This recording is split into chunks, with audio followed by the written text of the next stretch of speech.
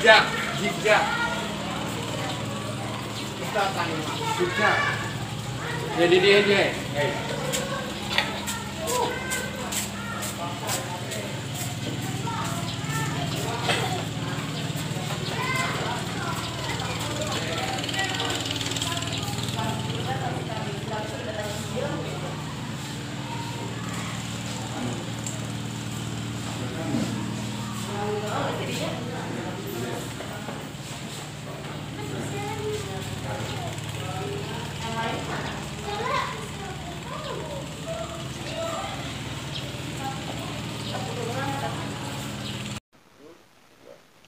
Assalamualaikum warahmatullahi wabarakatuh. Perkenalkan, nama saya Yatni Turyatni, Kepala Sekolah SDN Karangpawitan 5. Sejak awal Maret tahun 2020 sampai saat ini, dunia sedang menghadapi masalah besar. Berawal dari munculnya suatu wabah penyakit yang akrab disebut COVID-19.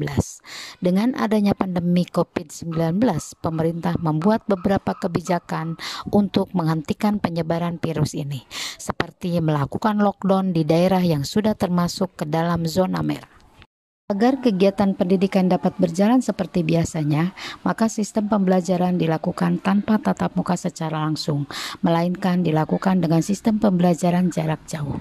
Pembelajaran daring yang dilakukan melalui jaringan internet merupakan tantangan besar bagi seorang guru, karena dalam kondisi ini, guru dituntut untuk bisa mengolah, mendesain media pembelajaran sedemikian rupa guna untuk mencapai tujuan pembelajaran dan untuk mengantisipasi kebosanan peserta didik dalam pembelajaran model daring tersebut.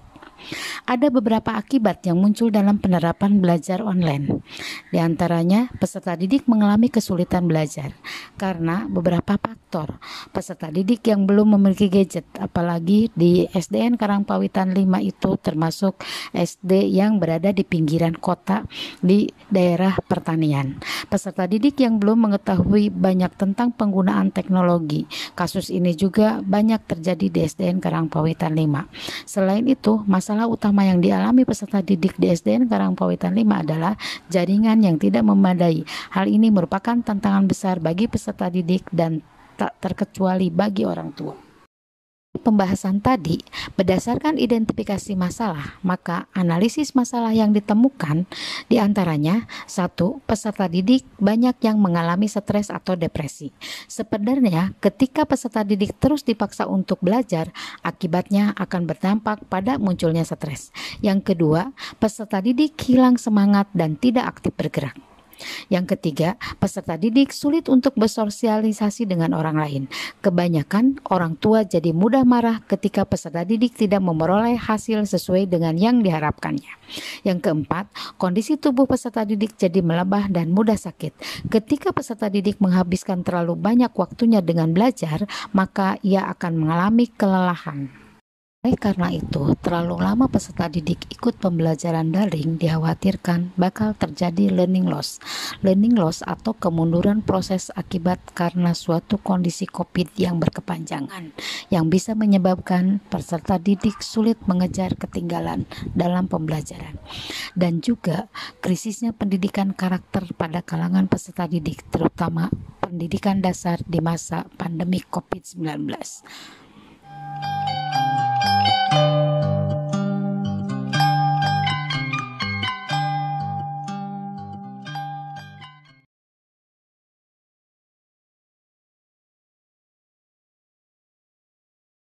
Dalam tahapan rekognisi yang dilakukan adalah tahapan pertama, kepala sekolah bersama guru-guru mengidentifikasi permasalahan-permasalahan yang terjadi selama pembelajaran jarak jauh dilaksanakan. Muncullah beberapa pengakuan dari seluruh orang tua tentang hilangnya semangat belajar peserta didik.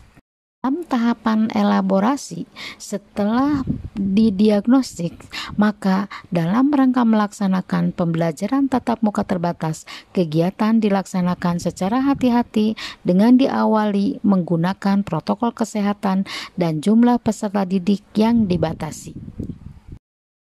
Melalui tahapan metode, kepala sekolah setelah berdiskusi dengan para guru dalam rangka mengembalikan semangat peserta didik dan menuju sehat bersama, membuat program yang diberi nama Nada Ngabaso.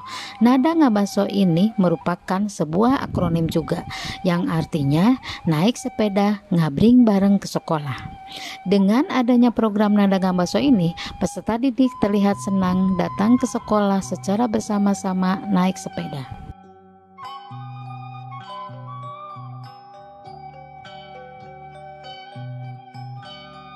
Perlu diketahui bersama bahwa SDN Karangpawitan 5 termasuk salah satu sekolah penggerak. Di dalam melaksanakan program sekolah penggerak, SDN Karangpawitan 5 harus melaksanakan salah satu proyek penguatan profil Pancasila. Dalam melaksanakan proyek profil pelajar Pancasila, SDN Karangpawitan 5 mengambil tema gaya berkehidupan global.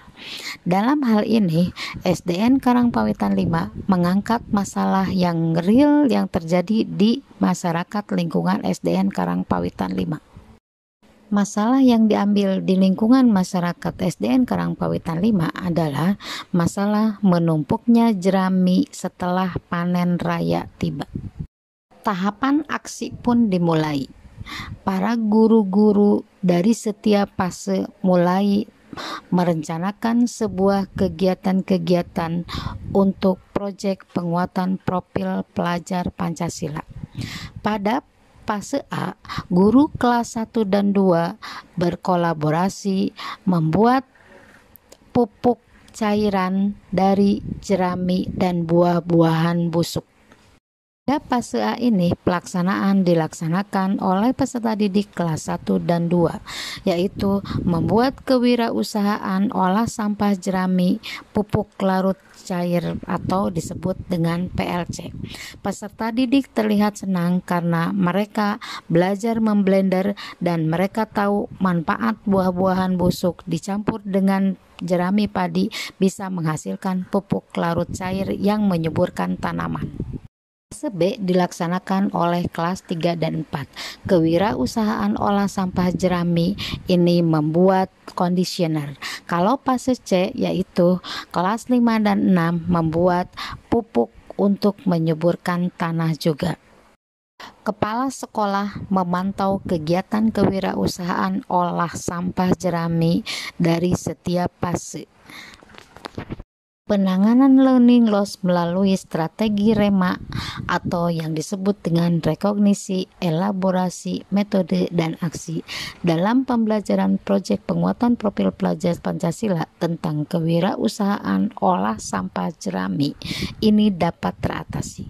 Peserta didik terlihat senang kembali ke sekolah, mulai muncul kembali semangat belajarnya, dan kembali dapat bersosialisasi dengan teman-temannya dan seluruh warga sekolah. Secara perlahan tapi pasti karakter peserta didik bisa kembali terbentuk. Sebagai tindak lanjut PTMT setelah kewirausahaan olah sampah jerami dilaksanakan pada akhir November, peserta didik setiap fase akan mencoba menggelar hasil karyanya yang diperlihatkan kepada para orang tua murid secara terbatas. Demikian penanganan learning loss melalui strategi REMA selesai ditayangkan. Semoga bermanfaat. Saya Yatni Turyatni, SDN Karangpawitan 5, undur diri. Wassalamualaikum warahmatullahi wabarakatuh.